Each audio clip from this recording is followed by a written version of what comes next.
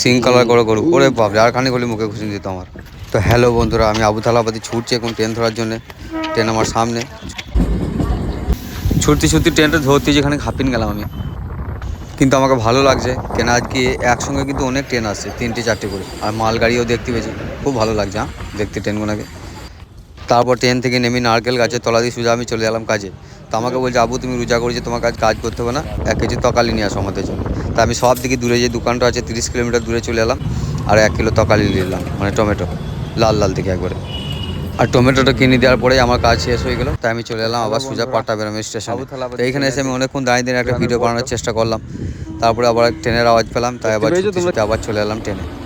আর খানিকক্ষণ চুলটাকে ভালো করে উড়াইতে উড়াইতে চলে এলাম সোজা আমবাতুরে। এখানে কাজ চলছে, ঢালাই করছে, অনেক কিছু প্ল্যাটফর্মটাকে নতুন করে করছে, ভেঙে গিয়েছে সব। আর রেল লাইনের তলা দিয়েও একটা রাস্তা করার চেষ্টা করছে, কিন্তু বহুত সময় লেগেছে, আর 1-1.5 বছর হয়ে গেল, রাস্তাটা এখনও হচ্ছে না। আর তারপরে দেখছি আমবাতুরের মসজিদে আজান দিয়ে দিল, তাই এখানে আসরের নামাজটা পড়িনি। আমি আবার সোজা চলে এলাম পার্কে। পার্কের গলি ধরে ঢুকতে গেলাম, দেখছি ব্যাগটা লাগছে, ব্যাগটাকে খুলে কোনো রকমে পার্কের ভেতরে ঢুকে আমি একটা নিমের ডাল ভেঙে নিলাম। তারপর দাঁতটা ভালো করে মাজতে মাজতে আমি চলে এলাম ঘরের থালা মাজতে। আমার হাতে সময় কম, দাঁত আর থালা দুটোকেই একসাথে ভালো করে মেজে দিয়ে গা হাত ধুয়ে আমি রেডি হয়ে গেলাম। আর মাথাটাকে ভালো করে হাঁজুড়ি নিই, সেই লেকালেকি করা বোতলটাতে 1 বোতল পানি ভরে নিই।